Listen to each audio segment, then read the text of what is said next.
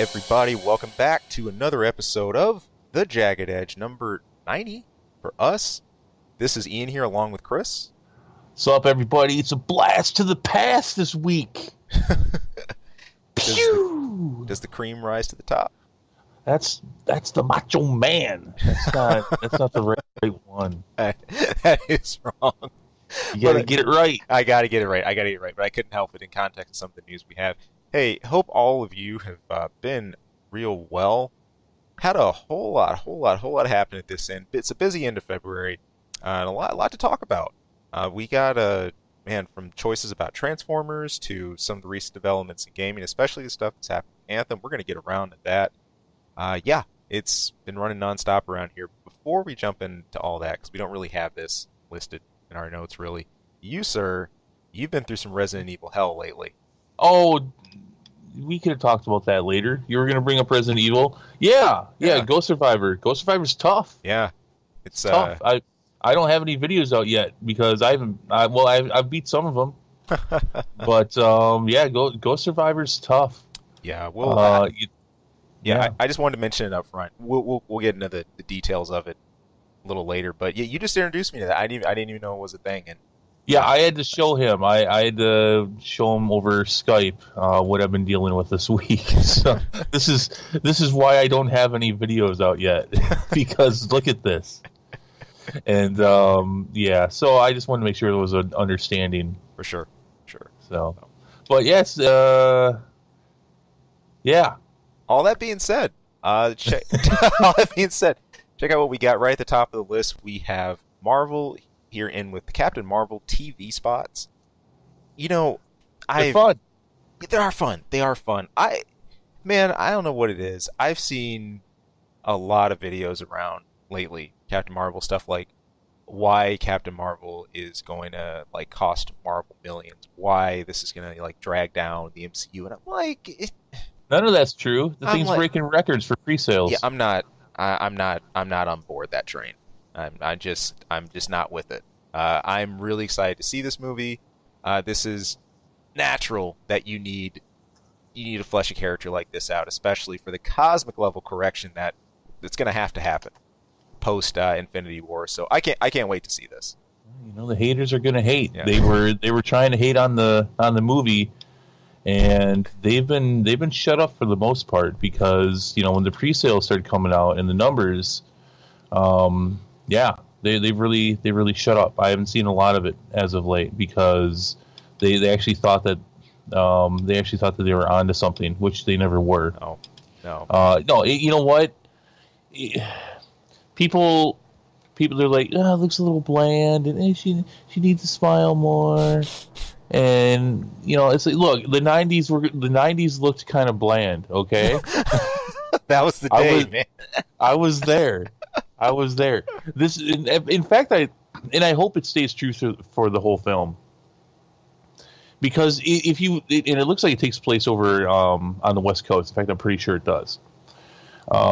That's what it looked like. Yeah, no, it is. So it looked like it's actually being fairly authentic in its look, and I appreciate that. And I just stop it. Just if you want to talk about this stuff, do what we do, and cover this stuff.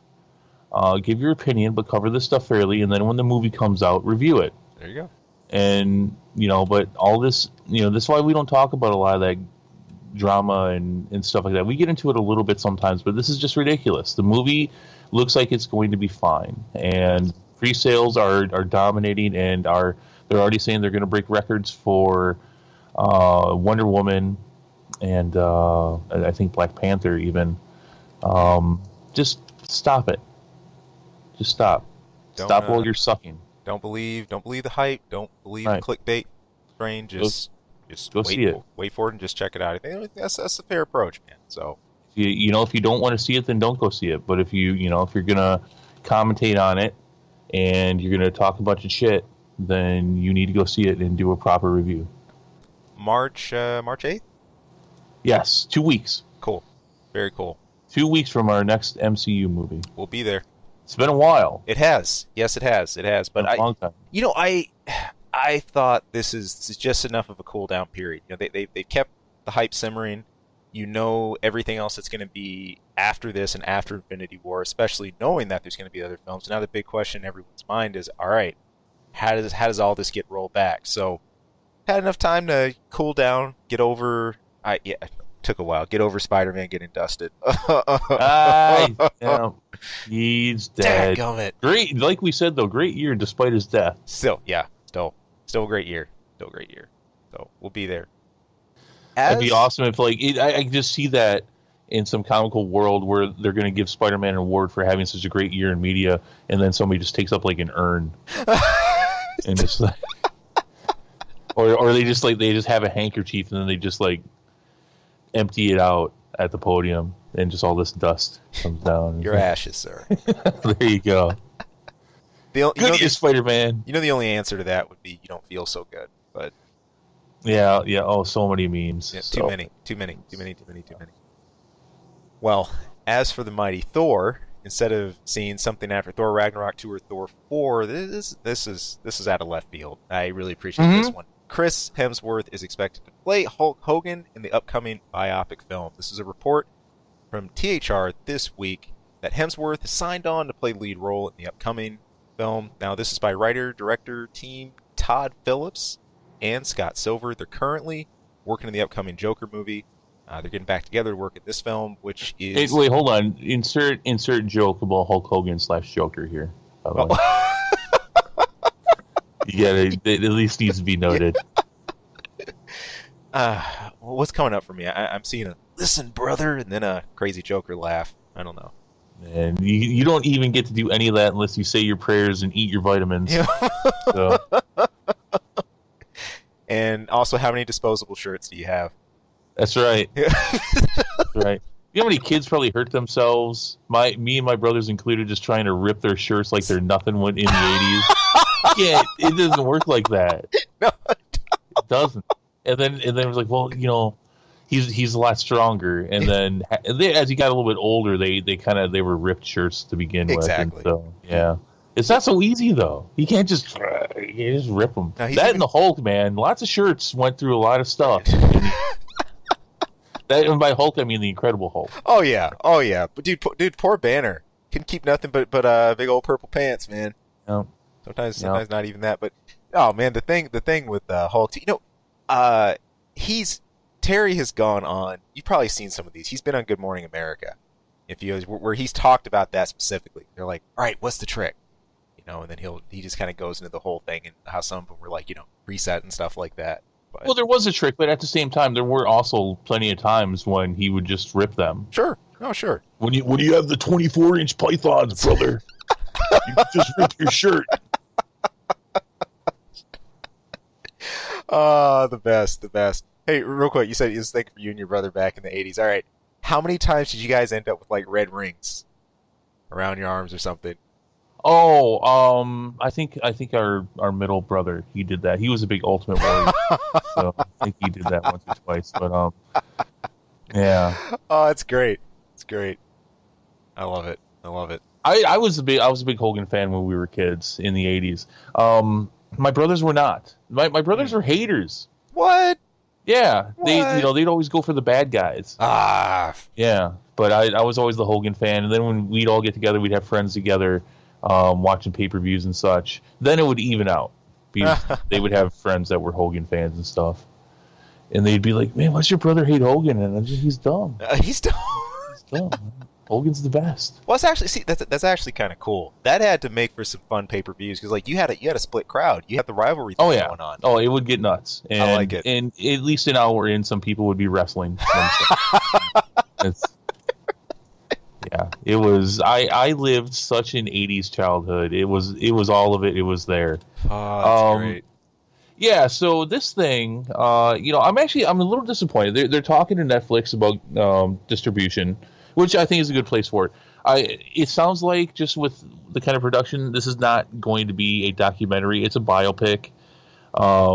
So what upsets me though is that there's a lot that Hogan has done, both good and bad, throughout his career. Even now, just being reintroduced every once in a while after the controversy that he had with some racist comments that he'd made a few years ago, or at least it surfaced a few years ago. He's been through a lot. Yeah, yes. He's been through a lot. This is going to focus though on it's a story of his coming up story. So this is going to like take place in the 70s and 80s. But there's a lot of things that happened after that too. I mean, and even in the 80s though, you had the whole steroid controversy, and I mean he played a center role in that. Right. And I don't know if they're going to touch any of that though. I mean, I get it, and I'll watch it, and I'm sure it'll be interesting and fun. But I was really hoping. I mean, there's an opportunity here, especially when you get somebody like you get an A-lister like Chris Hemsworth. I mean, damn, do the whole thing. Yeah. Do the whole thing. If it's just going to be about him coming up, you should have the downfall too, and you should have it when he goes to WCW, and let's see some of the interesting conversations that happened, forming the NWO, and coming up with those ideas. The whole sex tape controversy, and let's really dig into it. I'm concerned that this isn't going to be that kind of film, and I don't need to have the drama and controversy in films, but this is Hulk Hogan we're talking about. He's been surrounded by it. It's defined him. I think there's an opportunity to do a Larry Flint kind of thing here, but instead we're not. I don't think we're going to get that. At least not altogether. That's a shame. That's a shame. But this will still, still to get an idea of what things were like in the 70s and 80s. That's still really interesting. It'll be interesting to see what all they can and can't do, because while they have the rights from Hogan to use, because I think he owns the name to some extent, he doesn't own everything. I don't think he owns Hulkamania, but I think he owns the name Hulk Hogan, or maybe that's the other way around. And maybe that's even changed over the years. But will they have the right to use the WWF names like that over the other characters during that time? Exactly how authentic are we going to get here? Vince McMahon is definitely a believer of all press is good press. Yep. So even if this goes into the steroid usage and all that stuff, and trust me, WWE, for as much as they've been able to grow, definitely needs to have a spotlight shined on them right now, because their product, as my understanding is, it just continues to stagnate and people are really unhappy with it. This is an opportunity to put a spotlight on it, along with that movie that just came out, which I'm hearing good reviews about. This is there's a lot to do here, and I guess if this biopic just stays right in that area, that's fine. But there really is a lot more. I mean, just everything with the whole reality show and everything that happened with that too. And is there's so much. There's much. I mean, he's been through all that, and then like the defamation suits and right. And I mean, I hope more than anything though, I hope they do a proper portrayal of Hogan.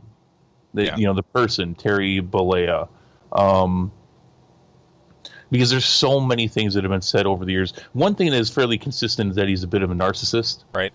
A bit of an ego, but how does that happen? How do you get to that point when? You got to understand, during the 80s, where there's so much stuff coming out trying to vie for kids' attention and their money, and WWF and Hulk Hogan managed to actually stay up or near the top for years, where most things couldn't. A lot of people think like Transformers dropped off in like 87, right? Star Wars dropped off in 84.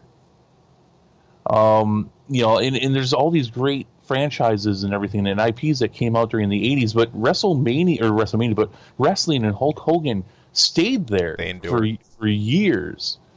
And that's no small feat to do during that time. Right. So, there's a lot to cover here. I really hope they do it justice. I think Chris Hemsworth is fine. A lot of people are, he doesn't look the role, and I think he'll be fine. I think he'll be able to morph himself enough to do it. But the one ironic thing about that is that, you've been hearing complaining over the last few years about how he's getting sick about having to keep in shape for Thor. Yeah. Yeah. It's nothing, man. I mean, Thor's big, and you've had some big arms for Thor, but that's nowhere near Hogan in his prime. Dude was huge. Yeah, he was giant. Yeah, I mean, and of course, that was when they were using like the really nasty, strong steroids. Yeah. So good luck, sir. Good luck. I think when I think of old school physiques, as far as that whole just gargantuan look, I think two names that automatically come to mind for me: Arnold Schwarzenegger and the other face of entertainment, Hulk Hogan. They're just two that I just saw around that time. It's just like, yeah, it's ridiculous. Yeah, I mean, I'm looking forward to this. I think they said this is coming out next year. We'll see. And it sounds like it's going to come out on Netflix. I mean, this is definitely something to watch for. I hope it. Yeah, I mean, I could see this doing really. I could see this being horrible, but if they do it justice, especially because you have people taking such a gritty take on the Joker right now who are behind this. Sure. So I'm hoping for something. If that's any indication, we should be getting something that's going to be very gritty and hopefully as close to true to form as they can be. So digging it. Dig it. Also, along with the disposable shirts, be sure to have a lot of bandanas. I mean, a lot. Oh, especially as you start losing your hair. Exactly. Exactly. I'm old enough to remember when Hogan didn't wear bandanas. Yeah. That wasn't until the late '80s and '90s where he started doing that. Oh man, crazy. See, and it's funny that just shows, I think, this slight age jump we have here. The bandana look is like the defining thing for me. Like that's how I characterize and remember that whole persona. But oh man.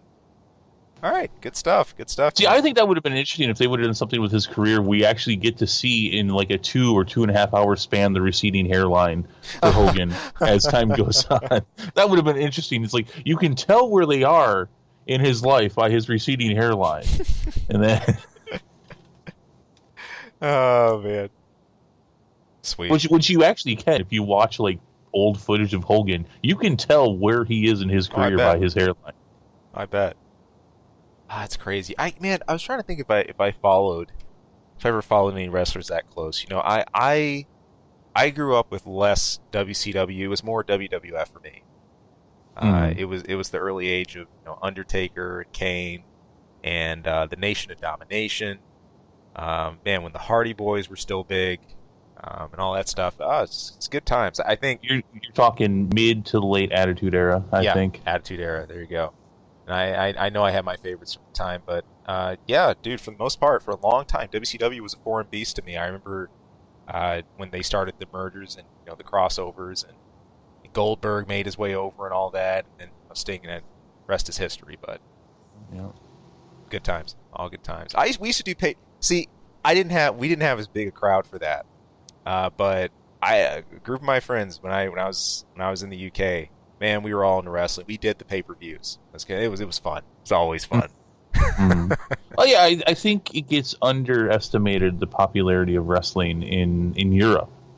Yeah. Sports is different over there. It's soccer, and then I think it's wrestling. Yeah, I would think. I mean, you have a couple of the ones that are more like locale, like rugby and stuff like that can still be big. But see, it's hilarious with rugby and stuff like that, because the Brits, like rugby and cricket games they help invent, but they always get their butts kicked those by everybody else. It's the funniest thing. But yeah, I'd say wrestling, and yeah, it's ridiculous. It would come to the Birmingham Arena or places like that, it would sell out easy. So many. I mean, I can take it as far back. I don't even know if you're going to know what this is. I mean, this is like the 80s when cable was starting to come on. Pay-per-view was a new thing. Before pay-per-view, we would go to closed circuit.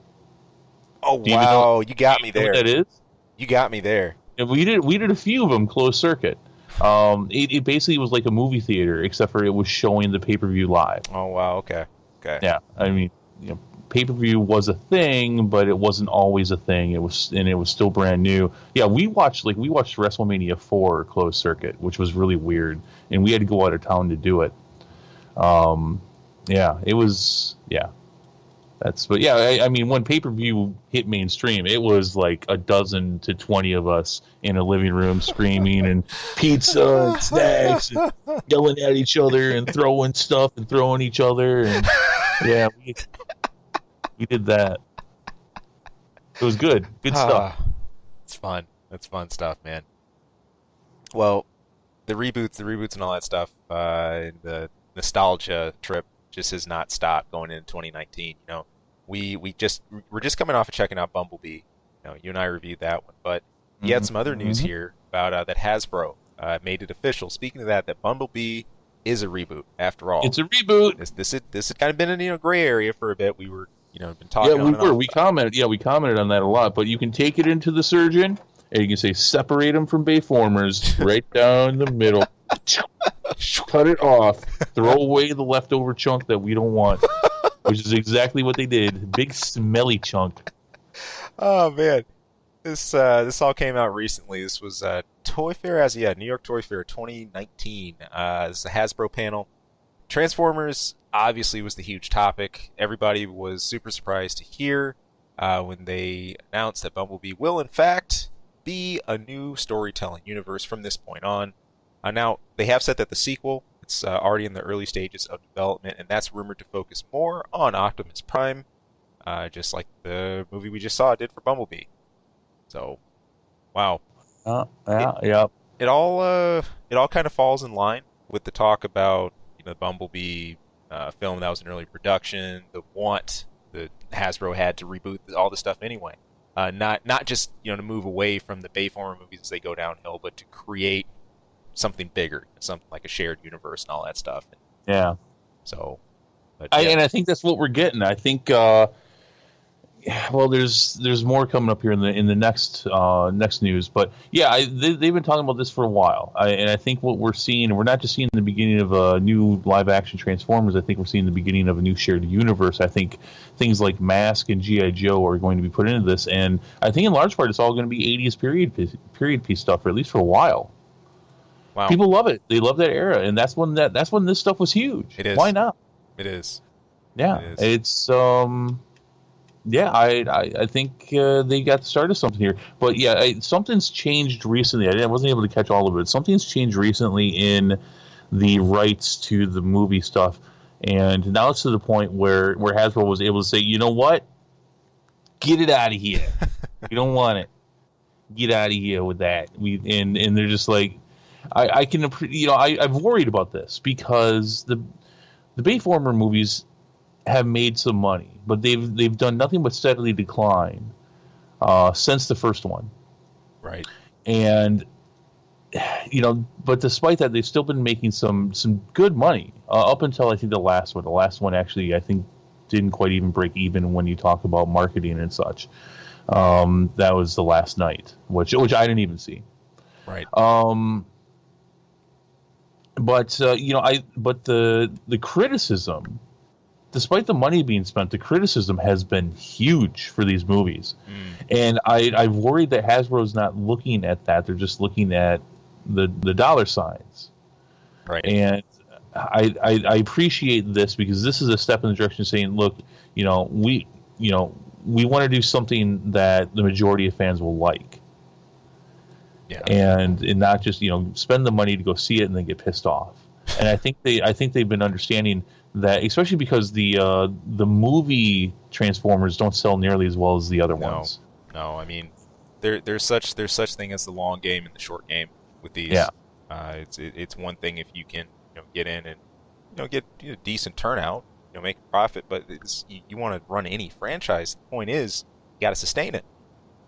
And you got to keep the momentum from that rolling. So no, that's a metric I'd hope they pay some more attention to. But and I think it is. I think this is a good sign. I worry about Hasbro. They make some really bad decisions sometimes when it comes to Transformer toys. Not that I'm really spending much money on them to begin with. I think I have in the last 10 years I've bought 3. Dang. 2 of which are the same one, but one was a reprint. I love my War for Cybertron Optimus Prime. One of the best Optimus Primes ever. Which we'll talk about here in a minute. But yeah, so good on Hasbro. interested to see what they're going to do here. You know, a couple years ago, everyone, all the different production companies are all about, shared universes and stuff like that. And now you see DC's like, it's too hard. Too hard. I can't just throw superheroes on the screen and he won't give me billions of dollars. So, and Universal, they ditched on theirs after the first one. But I think Hasbro still plans on making a go of this, and I think that would be great. I would love to see an '80s era G.I. Joe movie. Sure. If done right, that sounds like too much fun.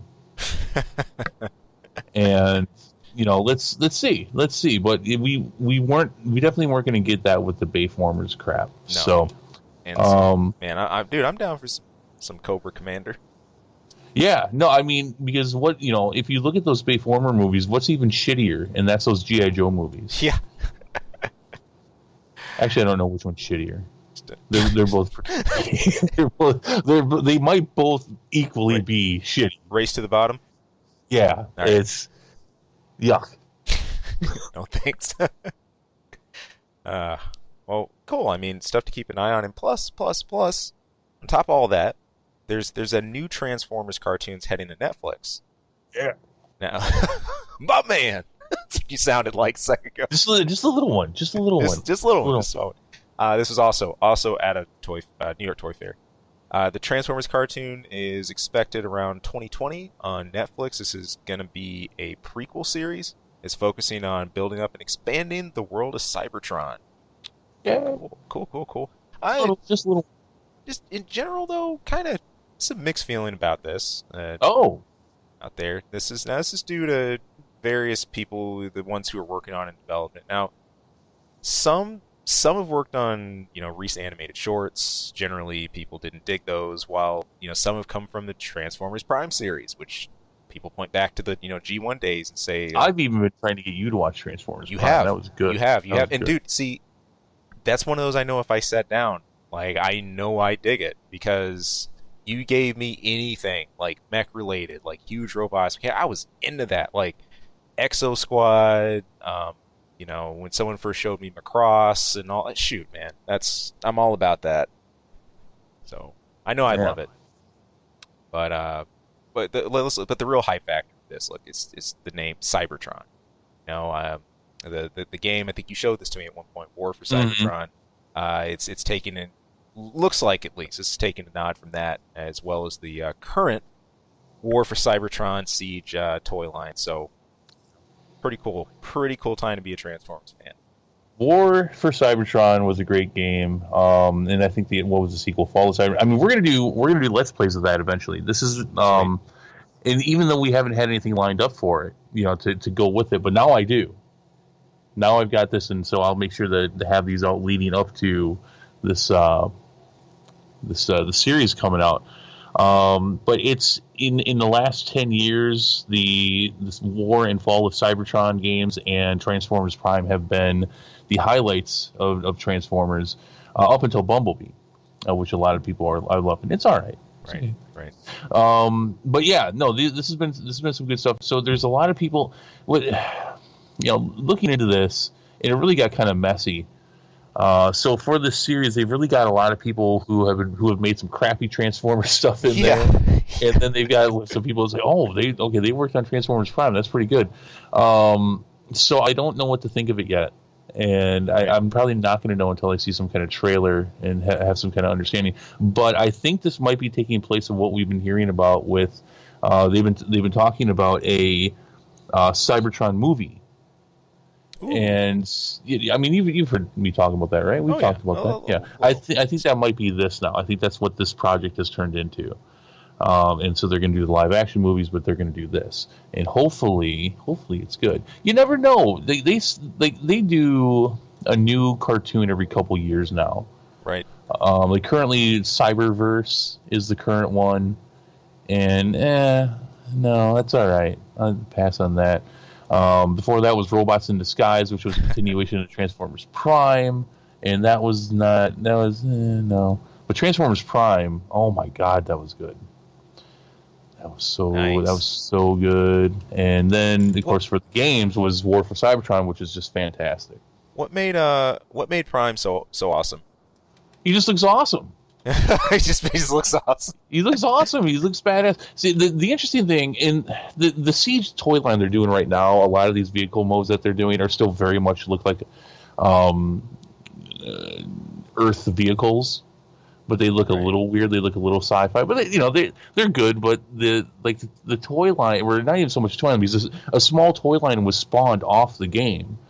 But the way that they looked in the game just was fantastic. And Optimus Prime in the first one, in Fall of Cybertron, they changed his look. He doesn't look quite as good, but the War for Cybertron one it just looks so awesome. And it's a great toy. It's a great toy as well. I'm going to look one up here while you're going on with the next bit. Okay, if you could. I actually like to see it because I look. If I ever have kids, I want to make sure they're educated properly as to what was awesome Transformers, awesome mecha related stuff. So, oh man, this is still in line with Netflix. This next piece, but kind of swerving back into the Marvel lane a bit. Well, here it is, Chris. As predicted, should I give you a peanut butter sandwich? Sure enough. No, because they actually threw us a curve into this. Yeah, little twist. There's a little twist. So yeah. All right. So let's look at the anticipated part first. What am I talking about? That's the cancellation for Punisher and Jessica Jones. Assholes. Both of those capped, set to be done now. Par for the course. We've seen with these moves that have happened recently. They praised both series runs. Said they will be available to be watched on Netflix for years to come. Now, it was a little bit unexpected was Jessica Jones getting canned so quick. About up to this point, they've waited for all the shows to they get their full run. Let them be done with all 3 of their seasons, whatever else it is, before they get the big axe. But Jessica Jones didn't even see season 3, and you already got the cut on the way. So. Yeah. Yep. Nothing says I can't wait to see it than a show that's already been canceled. Can't wait. Done. I mean, they couldn't hold their horses just a little bit longer. I can't believe I just said hold your horses. Hold your horses. Hold your horses. Okay, Dad. Grandpa. That's Dad. My grandpa used to say that. Yeah. Oh man, good stuff. It's the latest in the shooting gallery. We've seen it's just. Well, it's the last of the shooting gallery. But there's nothing left to shoot. Jeez, it's done. Weren't we just commenting on this last week though? Yeah, I don't know if that made the show or not, but it was definitely in our discussion. Yeah, it was, and if not that, I know the week before. But no, it's crazy. This stuff's been at breakneck pace. Like you said, I would have at least expected some more months cushion. Yeah, let the season come out. At least announce it. That's Jesus. I mean, if I was an SJW, I'd be pissed. She didn't smile enough though. And that's whatever. I gotta be honest with you. I probably won't even watch Jessica Jones. I was not overly impressed with season 2. Really? Yeah, I see. I never even delved into Jessica Jones, so yeah. Could talk much about it. What yeah, I don't care if you spoil. What made season 2 drag down? Just bad pacing? I don't know. I'm not sure. I mean, I guess I just. And this has been kind of a problem with some of the seasons for these shows is that they didn't really care about the superhero aspect of the character, which made me just kind of not care too much. One of the common complaints about Jessica Jones, and we've even talked about it, you have no real idea what kind of power she has or how strong she is. Right. Or can she fly or can't she fly? And it's just like you gotta put that stuff. You gotta lay that stuff out for most people. Right. Because we want to know. We want in order to have a true understanding of the dramatics, you need to know what your superhero can and can't do. Ground rules. I think it comes down to that. It's simple enough. I mean, look, even your biggest Marvel films, have that. We don't. We're not wondering a whole lot what Spider-Man's power set is at this point. I mean, I could go on and on about that, but I think it's a good thing to have. So when you do have those crazy moments, or you do have something that pushes the bounds a bit, you get more of that. Whoa, cool. Yeah. Something like that. All right, I'm going to share something with you. Did you find it? Did you find it? Here's his robot mode. Oh man. There's the car mode. Look at that. Isn't that awesome? Dude, that's metal. I mean, well, literally, like. Yeah, well, yeah. But no, dude, that's tight. Yeah. Yeah, it's fun.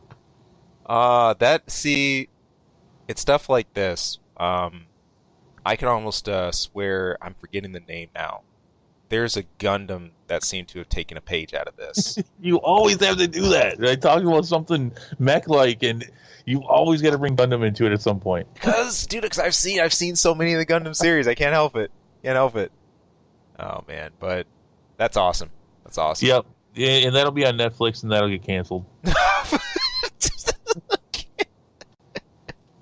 Maybe half the season will make it out the door. Yeah, and then it's all done. Rough. Cool. Yeah. It wasn't in the notes. Then MCU made some note. They made a comment about how it was canceled, and they gave people some hope that they'll see them. Yeah, I want to talk to you about this. Yeah. All right. This has me a little concerned. Okay, so you have these Netflix shows, Punisher, Daredevil, all the others, right? And I mean, these are mature shows, correct? Yep. They're PG-13 at least, and in some cases, some episodes, if not the entire series, are, as far as your typical rating. Oh yeah. But the thing is that recently I either relearned or heard for the first time, I don't remember, Disney Plus is not going to have any R-rated content on it. Yeah. So, well, which makes me wonder what can they do with this? I mean, I don't want to see a watered down Punisher. That's for damn sure. No.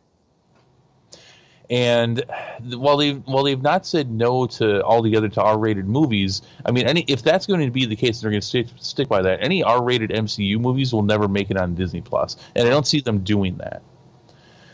This also concerns me for future content for characters such as Blade or Ghost Rider. Yes. So, I mean, how are they going to do this? As far as how they approach squaring that circle, if they even do, like you said, they gotta know by this point a redacted version of said character won't fly. I think, right. or that story, it would just be stale and stink. Dude, I would look and I would almost say there's some they just don't touch or just leave to very, very, very compartmentalized cameos. I hate that. It does suck, but dude, I can't right now. I can't see a situation where you do Punisher full justice, bringing him over to Disney, but with all those restraints. I don't see how that doesn't work. I hate that. That's just my opinion. I mean, I think that way of really, really constrained, compartmentalized, appearances and short things like that would leave them to, hey, let your imaginations fly with that. We can reference X and X and have this here, and they'll retain all the awesomeness they are as a character, but we're not going to fully give you a full look at said character. We'll leave it at that. Count your blessings. Because, okay, would you rather have that, or would you rather have the Professor X wheel from Legion? Well, you're getting a full Professor X now, though. Yeah, I am. So, that bugs me, though, man. Because here's the thing. This is what we're losing now, because we never did get the true crossover. And in hindsight, maybe we never were going to get it. But we're definitely not getting the crossover from the TVs to the movies or vice versa. And what we are going to get is we're going to get some series directly from the movies to either limited or ongoing TV seasons on Disney Plus. Right. Okay. But I think part of what made that so interesting and compelling was the fact that they were going to be crossing these characters over from from one kind of world that they live in, well, in the same world, into another kind of world. You know what I mean? Right. And I think that's what made it compelling. I mean, to have eventually seen Spider-Man cross over into a TV show with the Punisher or Daredevil, to see Spider-Man in that world, I think really helps to grow and immerse that world. Sure. And not, not to say that, and Spider-Man's fine if I never get, like, I don't need an R-rated bloody Spider-Man, but to at least see him step into that world for an episode or so. I mean, I think that really just it puts it together while at the same time growing it all further. You know what I mean? It does. And we're not going to get that. I mean, I can't wait for Falcon and Winter Soldier and Scarlet Witch and Loki. I can't wait for those. But at the same time, it's an expansion of that larger world that we've already seen. Right. And it's not a growth from a different area merging them together. Right. Does that make sense? Plenty. Part of the whole concept of merging and kind of co-opting that secondary identity you have when you bring those types of characters in, it does more for the MCU stuff as a whole, but it also does more, I think, to expand the potentials of all characters involved. I mean, there's storylines you can build off of that, besides origin stories and stuff like that. But dude, it's all pointing to the experience itself, and I think the heart of why we've enjoyed this stuff so much over the years. I mean, who can forget the hype, when you're at the end of the original Iron Man movie and Nick Fury shows up? Right. I mean, just what that means or what that could potentially mean, holy crap. Like, your head goes spinning. It's like, oh my God, they can go in so many directions with this. So, yeah, it's a pretty critical step, and I'd worry if that gets gimped on. Right. I mean, I could definitely see them. I don't know. Just the fact that they're saying no R-rated movies on Disney Plus, which, by the way, means that on Disney Plus you won't find things like the Aliens or Predator franchises. Nope. So those won't be going there. Or, but other R-rated movies that have come up for Fox or whatever production companies they gobbled up this week. But it's just. Yeah, I mean, how do they square that? How do they cross the bridge with them saying, "Hey, that outlet that's going to have all of our streaming TV shows or ongoing or limited series for the MCU, no R-rated content." I mean, so even if they do come out with, let's say they decide to do a whole Marvel Knights section for movies, and they do Ghost Rider and they do Punisher and they do Blade, you're still never going to see them on there. Nope. I think it's an arbitrary block that they put in front of themselves. Right. Very disappointing. I guess I'm not even gonna say I guess. I get it. I don't like it, but I get it from a standpoint of Disney saying, look, obviously the vast majority of their content is going to be cartoons and is going to be for kids. I mean, can't you have a section that's age restricted? I guess I don't know. Yeah. I don't know. It's just very disappointing that right out of the, not even before out of the gate, but before they even get out of the gate, that this block is there. Right. And, you're finally getting everything all together and home for you. And that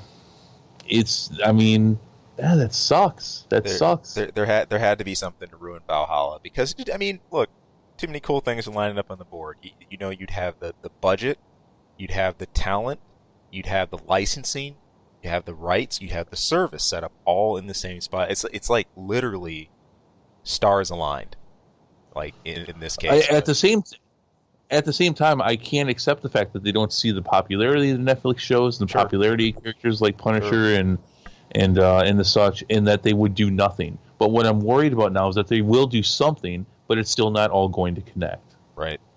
Then we're right back where we were 5 years ago. Yeah. Gears keep spinning though, man. Yes. So it's kind of bittersweet. something we talked about and I think hoped for a long time with Marvel, working out a lot of the licensing kinks and stuff like that. I mean, you remember the hurdles that they had to go through just to get Spider-Man.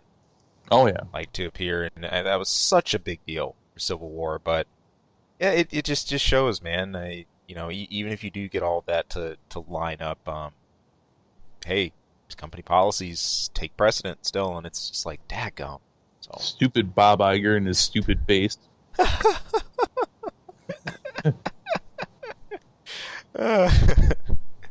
Yeah. Oh well. Who cares about the kids? The kids have grown up. We're That's here right. now. That's right.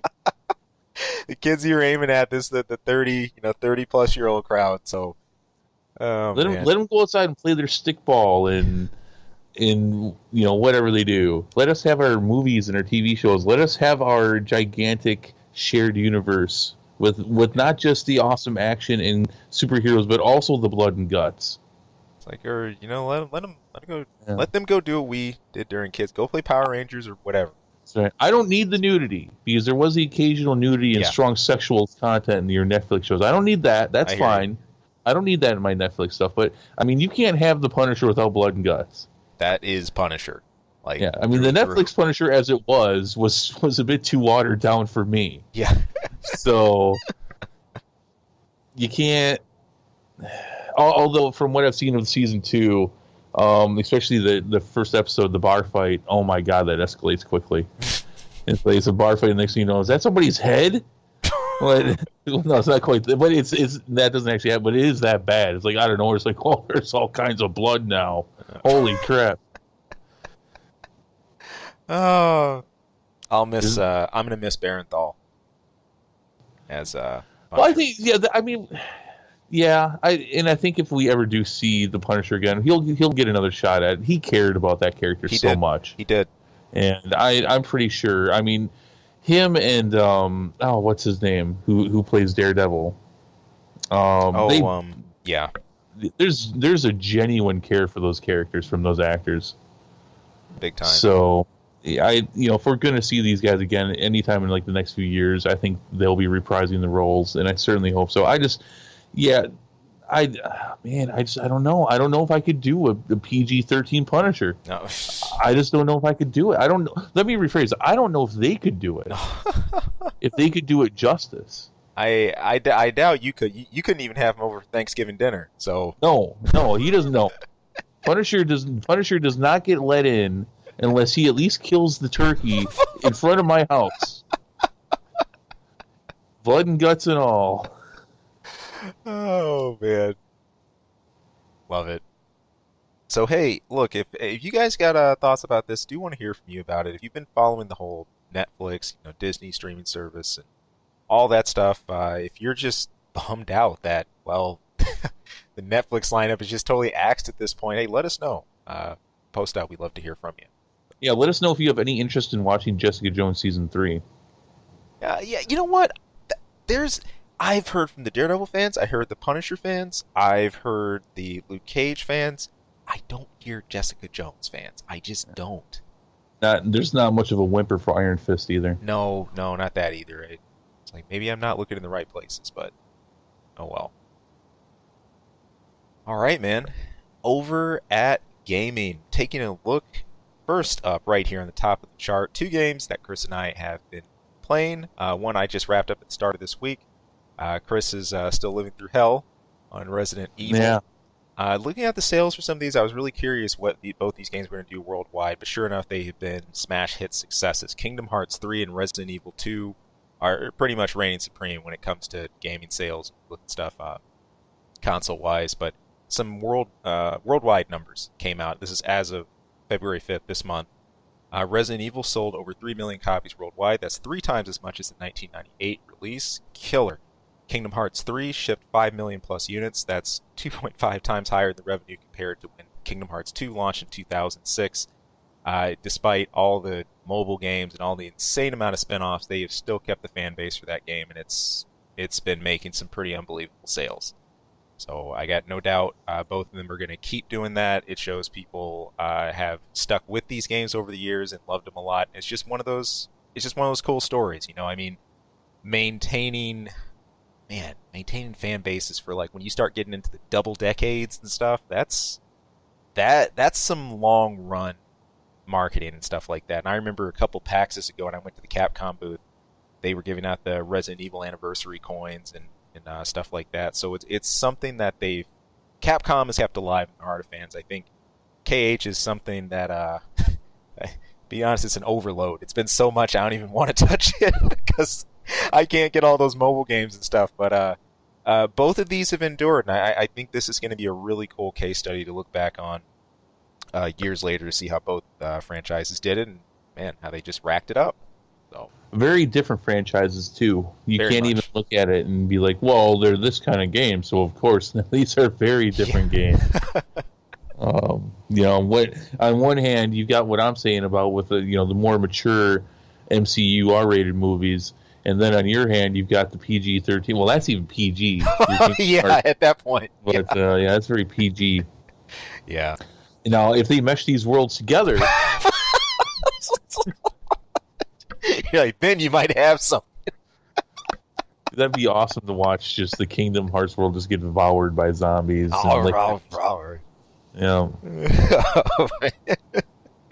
I think a lot of the KH characters could sort of cheat because Keyblades are kind of related as like antimatter.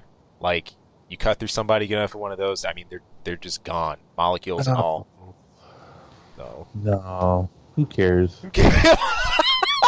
Nobody cares. Nobody cares about your Keyblades. Yeah. Take my ball and go to the other playground. These sales are now. So that's what is that? 3 million for all 3 platforms for Resident Evil? Worldwide sales, yes. For all platforms. Yes. Okay. And then you have I don't know, man. I don't know about these numbers. 5 million for Kingdom Hearts 3 for just one platform? Well, there's one little thing you and I overlooked. And this is an important little fact, and it's funny. I think most people just blow through this about KH. Is the release was not only PS4, it is on Xbone. Okay. So, but not here in the US as well? Yeah. Well, I don't own an Xbox. I don't know. Yeah. So, no, I mean it's seriously something that I know I had looked over. I don't know, man. That's a lot more copies than Resident Evil. I mean, if it's the truth, it's the truth. But I don't know. It just doesn't feel right to me. It's interesting because you have more of a pulse on the RE fan base, and I have more of a pulse on the KH fan base. It's just knowing the type of material. I mean, for KH, to be honest, it doesn't surprise me because of how wide the net is. I think that's the calculation here. Like, look, that's not even saying this is this type of game. No, it's way beyond that. The net that KH managed to catch as far as age ranges, I think it's a pretty strong case to argue that goes farther than RE. Like, I guess I really am sitting from a standpoint of I just look at Kingdom Hearts and I'm just like I don't understand you. I don't get you. I know. If you take those glasses off, because I approached KH like that when I saw the first game. I just said, how does this even work? I don't get it. Why is this even supposed to be a thing?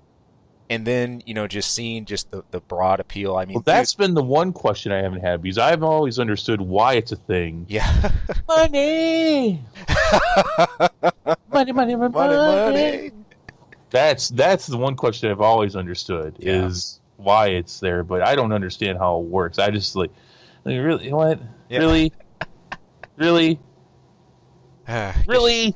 Guess you if you get your Keyblade, you'll understand, Chris. No, I don't want to understand. I've been watching enough of this when editing the video. I just came across a one-eyed Donald Duck, and I don't need to understand it. And what's his name? What's the main character's name? Sora or whatever. Sora. Yeah. Sora. He doesn't even have a nose anymore. He's purple, and he's in the Monster Inc. Where I'm just like, I just don't. I just want to kill Donald. He doesn't look right at all. There's just some irony in this, man, as you go through and just do the edits. Again, thank you for all your help with this and getting the edits up. But something just makes me smile. I'm like, this is the same Chris I know that's like the Punisher fan and like Resident Evil Blood and Guts. I'm like, this has to be just a grind for him to even sit and do this. I like nice things too, though. You're a cat owner. You're a cat owner. I know you do. I'm going to be doing a review for How to Train Your Dragon 3.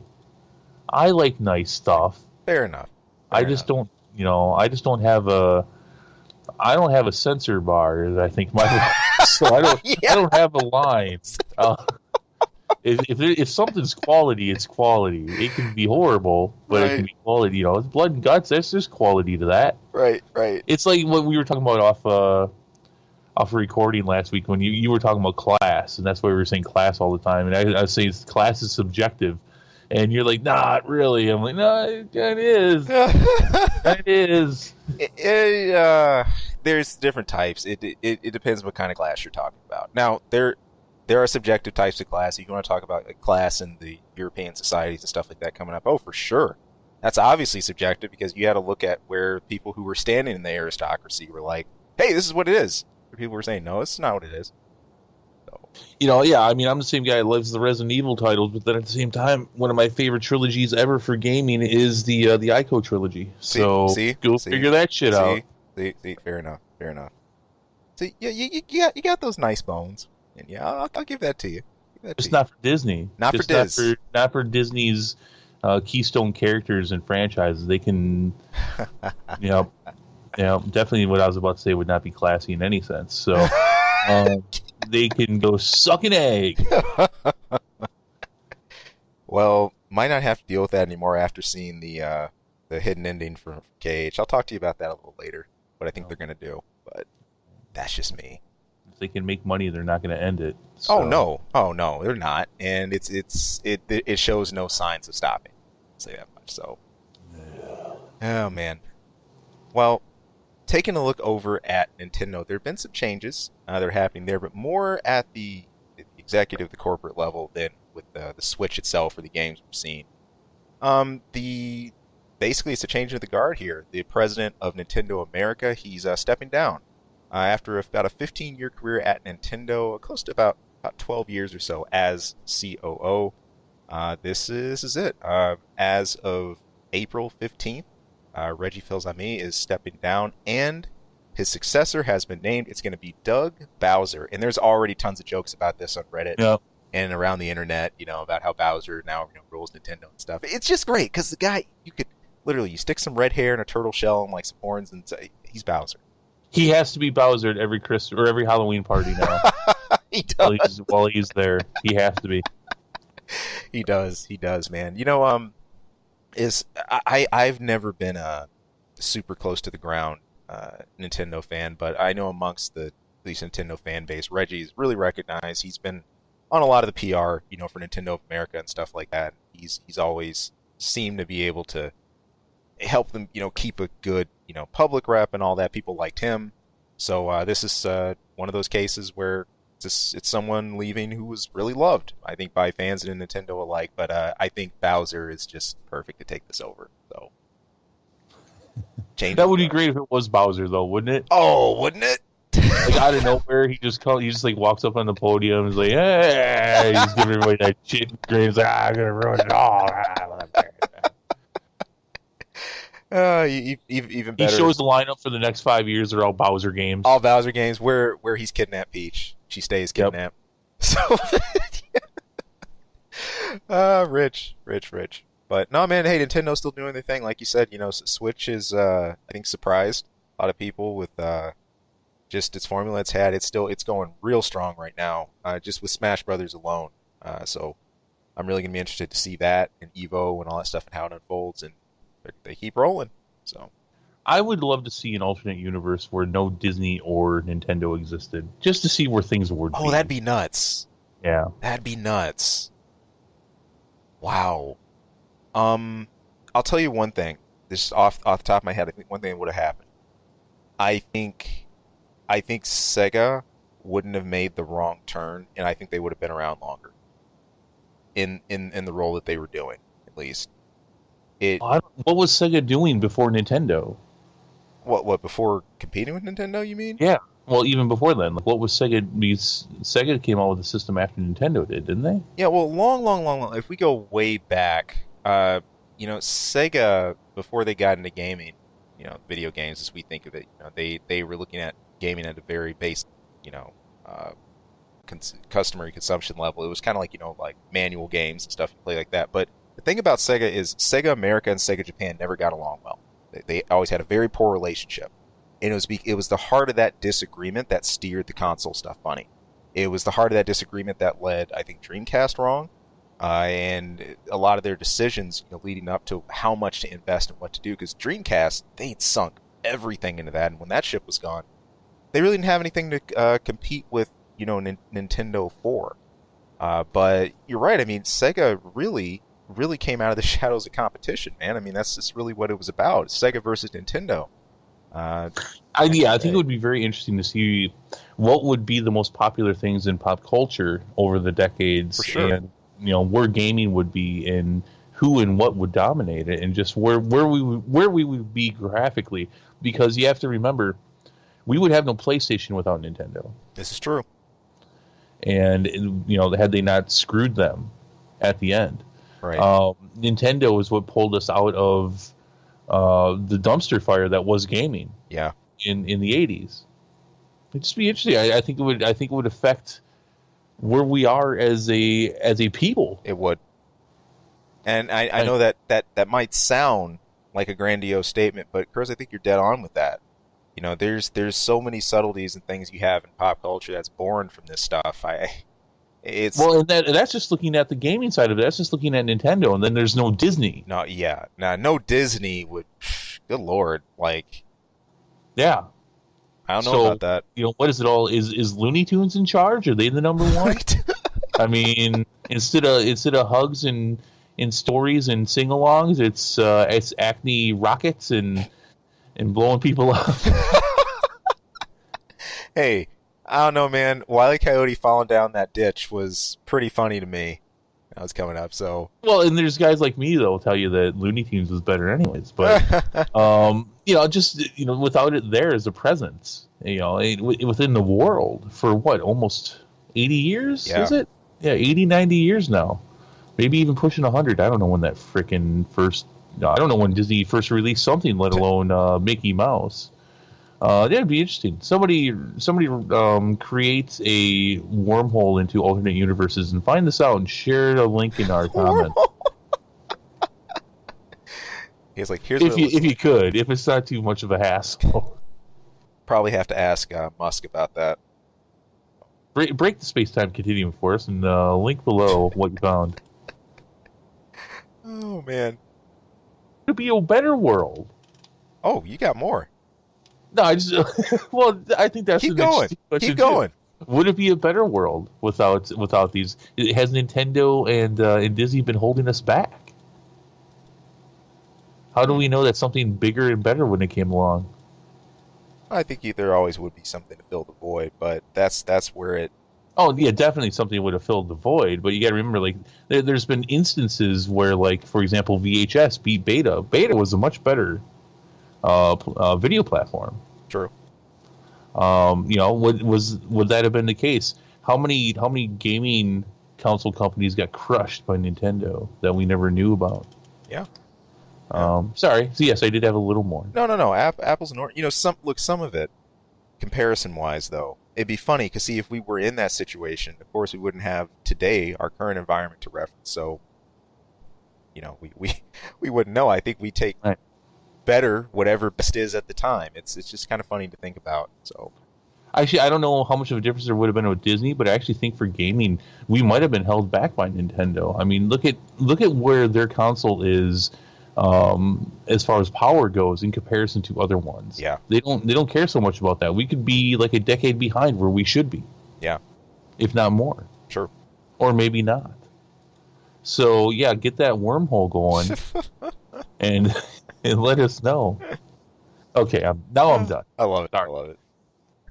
Last but not least, on our gaming lineup, this is all about Anthem. I have just started playing this one myself. The official release was yesterday, although the word release is kind of questionable because technically it was out a week ago, but there's a lot of the fan bases acted like, no, it technically wasn't out because all the fixes happened yesterday. A mess. I think the release date was the 22nd. Yeah, that's the official release date. Those suckers that paid to get in early. that's an early access. That's so how's it looking? Where is it at? What's the reaction? lukewarm is the best way I can describe at least what I'm seeing with just talking to people, what I'm seeing with reception to this and general fan base. You know, that a lot of the things we've seen for it a long time, as far as the the verticality of it, the feel of being in a javelin and all that, all those things are still huge pluses in its book. But there's still a lot of hurdles this game has got to overcome. I think it's BioWare recognizes that they're on the back foot with some of this stuff, and they have already laid out a 90-day plan of things we can expect going forward and what's going to build more into it. But just looking at some of the basics, and I think other things that we're missing, I know there's a lot of people waiting, kind of holding back to give this one a chance once it fleshes out more content, seeing a little bit of the extra stuff down the road. Others are here for the long ride, just saying let's go, let's get the loot farm going. So I do want to look at one of the most important things here that was actually talked about many months before Anthem was actually released, and now that we're seeing the actual release version, that's about in-game chat. There is no in-game text chat. There is a voice chat if you want to use that, if you don't already use Discord or Ventrilo or some of the old other classics like that. But this is really unusual, I think, to have in a game at this scale, especially for PC players. It's what we used to say as kids. You're cruising for a bruising. Yeah. Without the text chat. It is. It is. It's a baffling thing, I think, in a game this size, and especially if you're a PC player, not to just be able to hit enter and be able to type something. Yeah, or just global talk, or message directly. That is a really basic feature of MMOs. I know we're not talking about a direct, World of Warcraft or Final Fantasy here or something like that, but this is cutting itself from similar cloth. I mean, yeah, you don't get 20 plus people in a game.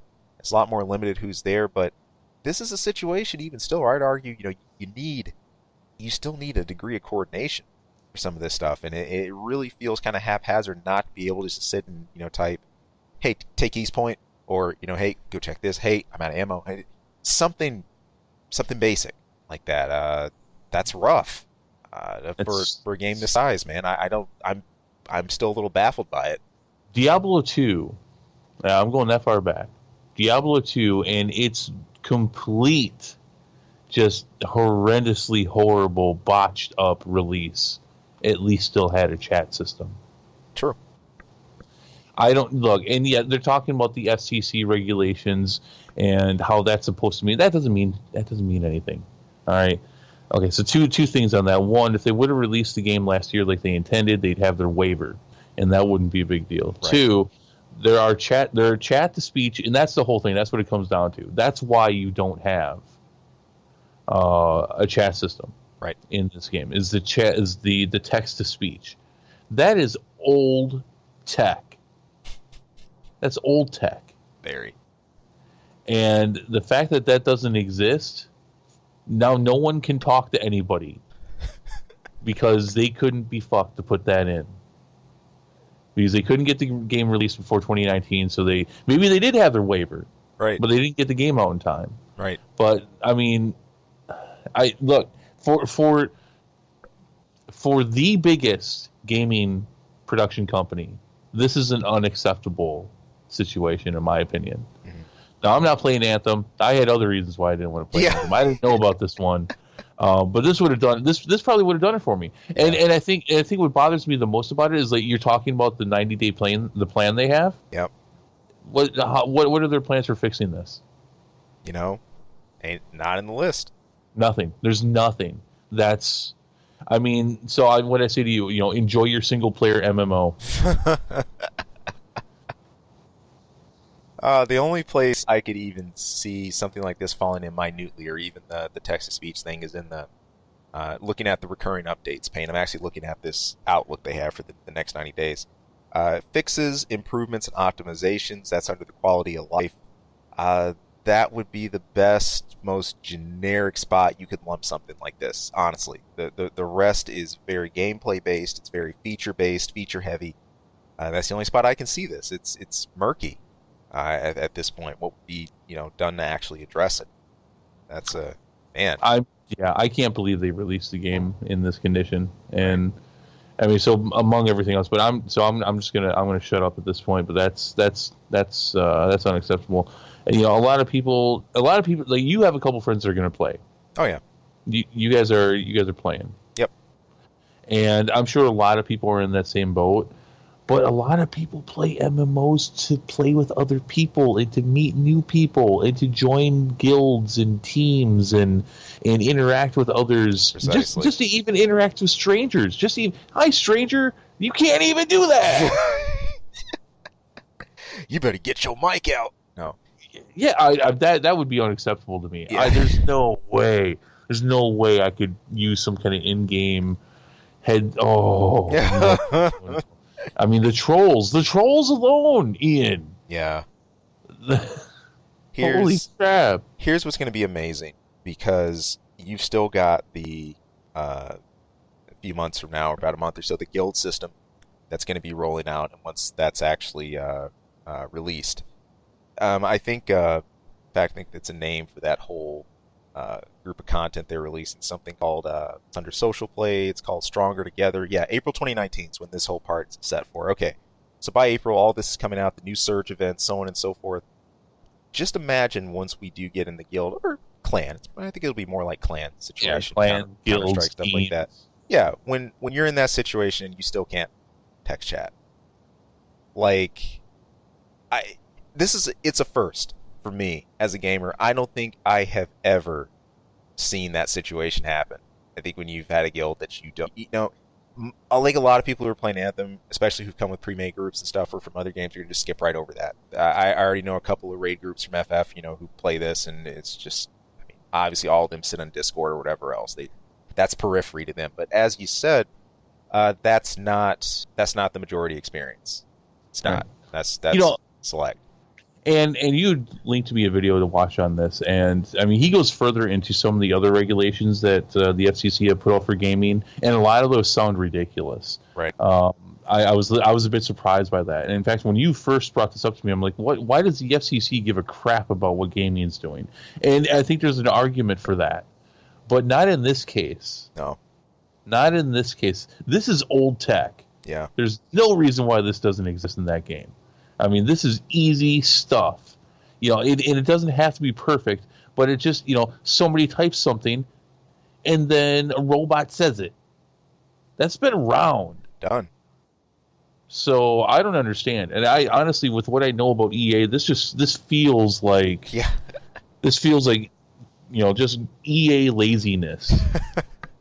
And I don't really have much more to say other than that, though. This is, I'm glad I didn't buy this game. Yeah, glad I'm not there. Hey, here's hoping Machina. It's awesome. No, we'll see. That's even iffy on the list right now. I know, that's right. We saw that demo, and I was kind of like, ooh, maybe I won't take you to the prom. I don't know. Oh, man. So, but on the rest of the features for Anthem, I mean, what are some of the things we can look forward to coming up, what we got for this month? So, okay, stuff that's going to be happening all the time. I mentioned a little earlier, you have the quality of life stuff, optimizations, fixes, improvements. There were some complaints about this during the early release period, that there were still some issues with graphically, as far as keeping frame rates solid and everything like that. It's funny, I think one of the counter arguments to this was, you get a more decked out rig or something, but for goodness sake, if I'm sitting here running like a 1080 Ti and I've already got a solid like i7 processor or something, there's no reason I could see why something like this would be optimized for that. So this is something that's more on the development end. I think they'll continue to do, and they'll continue to look at. You'll have rewards, new challenge events that come out, cosmetics, and weekly alliance coin stuff to build up. Those are all basics. You're going to have that throughout. For this month, we're looking at a couple new free play events. There's 3 of them: Outlaw Outrage, There Be Giants, and Shaper Surge.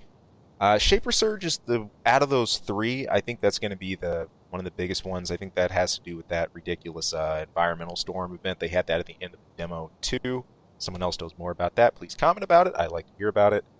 As of next month, going into March, we're going to have brand new actual missions. of course, keeping with the free play and new cosmetics because of the Elysian Stronghold caches and stuff that'll be coming out.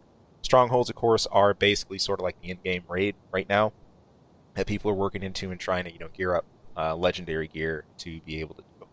And also, as I hinted earlier, for April, this is going to be, I think, the big social update. You get the new Strongholds, new social play, leaderboards, the guild system, the Stronghold challenge, and then also more progression for your javelin and stuff like that too. So I think what I'm seeing for the next couple months, that's going to be the most important. Last but not least, in May, it's called the Cataclysm. All we know so far is that there's new items coming, a new free play event, and some more brand new campaign missions. So I think I'm going to take another feel on the pulse around April for this. Once the dust settles from that update, I'm going to be really curious to see where everything stands and what the reception is at that point, to see if this has got enough legs to stand on. And if there's a chat. How are you going to recruit for your guild or your clan or whatever? I mean, yes, there's boards and stuff, and that does. But I mean, correct me if I'm wrong. And I've been out of the MMO game for five, 6 years now. Right. I mean, that's still the number one way to recruit for your guild, right?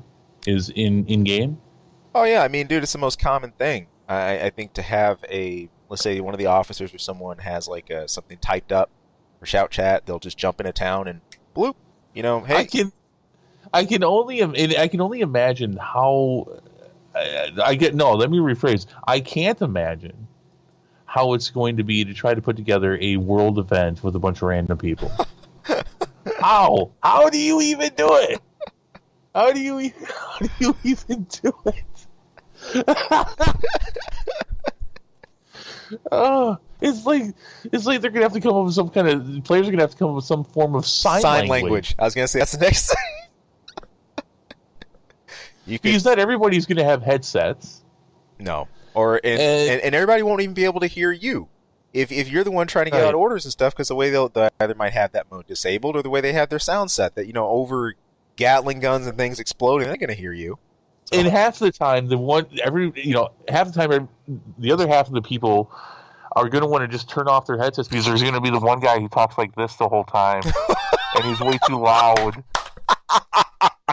You can hear his heavy metal in the back. I'm dying, man, because anybody who's played an MMO or something has been through that. You guys should all know what we're talking about with that.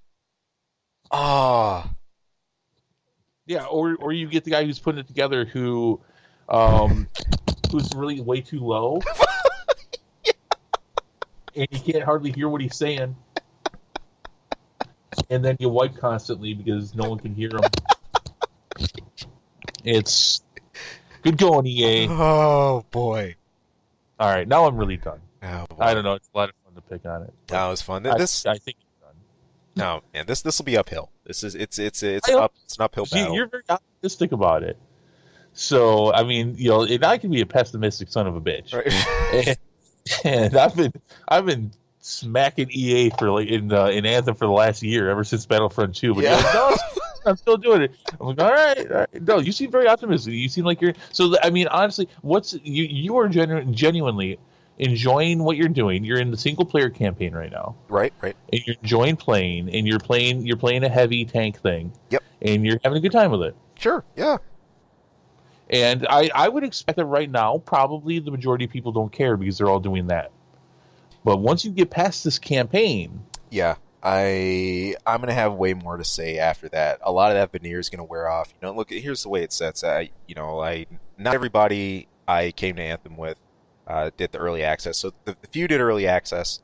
They're right now, I think, just finishing up in campaign or just starting to really try to gear up.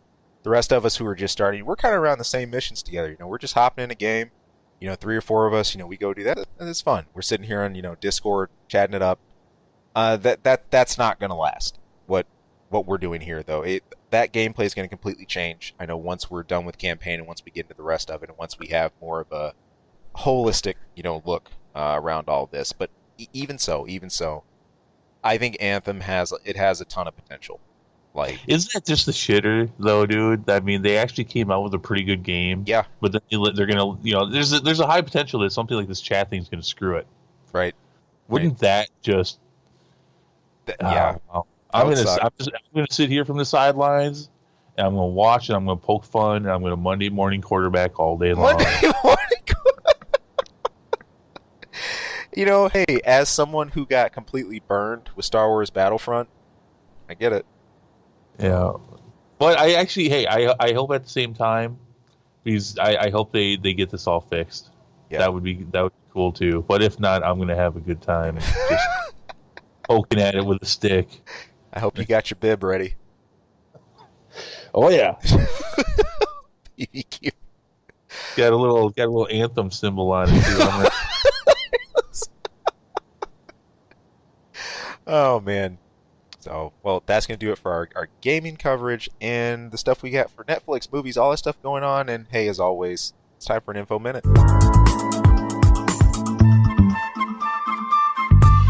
Chris, I got to ask, you always told me about your cat, Bandy. Bandy! Bandy was great. Bandy, look, I never met Bandy, and Bandy's awesome. Like, that's already like a given. Look, did you ever, how many errands did you used to take Bandy out with? Like when you used to, I don't know, go get gas or something else. Did you just bring her with you ever? No. Put her in the car? No, she was an indoor cat. Okay. No, she only traveled when I moved. Okay. She was fine with that. Fair enough. It turns out, though, now I know a lot of people do take their pets with them, whether going stops. I mean, come on, it's a common thing. You're driving around, you see somebody's dog leaning out the window. You know how it goes. But in the same hand, there have been a lot of dangers about that, and pets overheating, especially dogs having that problem, and of course that falling back on the owners and people being really pissed off at them, and then owners feeling terrible about it. It turns out Tesla, if you're into electric cars, if you have one, you're just looking at them, is trying to look at this. They've actually just rolled out a feature that's literally called dog mode. I guess you could say pet mode too. That's what I like to lovingly call it that. What it does is it brings up a display on your console. You can actually activate this, control it right from your smartphone or whatever else. But it puts on a mode where it's based like environmental conditioning. It makes sure things keep at cold enough and at a steady enough rate so that if you have any pets inside, they don't suffer from heat exhaustion or anything like that. There's even like a little thing that comes up on your console that says, "My owner will be back soon. I'm okay," or something like that. So I had never heard of a pet-centric system being introduced by Tesla, let alone I think in cars or anything like that, period. Look, I look at this and I say, I never driven an electric car myself, but neat feature. I think nothing beats good old-fashioned responsibility and being careful with your pets and where you have them and stuff like that, but neat. You got a can of worms here, man. I'm not going to go into all of it. But I will say that as soon as you said Tesla, I had the mic turned off, but I went, "Aw," because it's not going to go anywhere. Yeah. They're too exclusive. I'm sure they're going to have all the patents on it. Right. This is not a bad idea. People like to go places. I mean, my dad and I, when I was young, we'd throw a dog, maybe two of them in the truck. Right. Come on, dogs. Come on with us. And, we were responsible with it. None of them ever got injured. At the same time, it was a few years ago was the craze, right? Exactly. People like freaking out over, I'm going to break a window and they're going to free your dog. Yep. And it's just, no, you're not. No, you're not. What if that's a dangerous ass dog? Yeah. You just unleashed it on the whole neighborhood. It was essentially caged in the car up until you let Cujo out. There's some kind of pit bull in there. You just no, but these people, it's genuinely infuriating if people are overheating their animals. Just like when they leave them out when it's too cold, you can't be doing that. But no. I mean, this is actually I like this idea. I mean, if you had, when your car is turned off, if you would have like an automatic setting, like just click the button, pet mode, and at that point, the vehicle would, at least if it gets too warm or if it gets too cold in the car, from what you set it on, it would open some vents. Bring in some cool air, or maybe some warm air. If you could check the capacity of how much air is in the vehicle. These are all fairly simple sensors nowadays. Even. They are. And if it needs to be more air, maybe crack the windows for a couple minutes, or draw some in again through the heating vents or the vents in general. That would be great. Yeah. Yeah. And like you said, there's nothing beats good old fashioned responsibility. But this is 2019, so let's not make that basket. So I'm getting ahead of myself. Great idea, but the fact that it's with Tesla tells me that we're not going to see it anytime soon. Not unless somebody else recreates the ability for it to work. Because I'm sure Tesla's going to have it patented all down. It's going to be, that thing's going to have a lawyer sitting at the gate. Yeah, it will. Even try it. So that's a shame. Good idea that probably we won't see. Yeah. Bummer. No, my same thoughts exactly. So if you're already a Tesla owner, more power to you. And I think that a little detail in this one, you do get if you're, depending on like where you're at, like your power usage or stuff like that, you can actually see those stats, or like if you're like at 20%, what it would use. So it's pretty intuitive, the setup they had for all that. But like you said, hoping for something like this to go mass in the auto industry, no day soon. No. It'll be at least 10 more years before your pets will be safe in your car. Yeah. You have to worry 10 more years someone's going to grab a brick and break up because you went into the store for 30 seconds. And yes, that is okay. Oh, that's fine. That's what drives me nuts. Is like, they're like, I ever saw it. I'd break the window. It's like, what if they just like went in literally 10 seconds ago? You're gonna do destruction of property and possibly endanger that animal. Not to mention, you're gonna give yourself at least 50% chance of a fist fight when that person comes outside. Very likely. Very likely. Or worse, or get shot. Yeah, the police get involved. It's just because they went inside for 10 seconds. Because that's fine. If they went in there for 10 seconds, it's fine. If the window's open to crack and it's a hot day, if not like a 90-degree day. No. But like a hot day, it's fine. They're fine. It just drives me nuts. I worry, and I'm an animal lover. I've been around dogs and cats my whole life. Literally helped birth dozens of dogs. But the pet culture today is getting a little crazy. It is. And but this is a good idea that we won't see for years. Bummer on that. So that is going to bring us to the end of another edition. Hey, look, people, thank you again for tuning in. Thank you for hanging with us. Hey, if you're digging what you hear, hey, a like goes a long way. And if you want to hear more about our content when it comes out, hit that subscribe button so you're going to be one of the first to be notified when that does happen. And of course, I said earlier, hey, post up. We'd love to hear your comments, your thoughts on anything we covered here or elsewhere. But until next time, thanks again. We'll catch you later. Hey people, thank you for tuning into this episode and taking a listen. If you like our content, if you like what you're listening to, or anything we go over, hey, please, we would not only love to hear more from you, but great if you could throw some support. You can subscribe right below. Also, you can toss us a line anytime. That's ksongmedia@gmail.com. Of course, you can tune in for our channel anytime for movie reviews, game reviews, a lot of random wacky stuff. Who knows what you'll hear. And of course, our episode each week where we're bringing the nerdiest things we can find, pick up, and maybe not find. Maybe the stuff that just drops in our laps. But anyway, hey, thank you so much for tuning in. Thank you for listening. We hope to hear from you again later. Take care.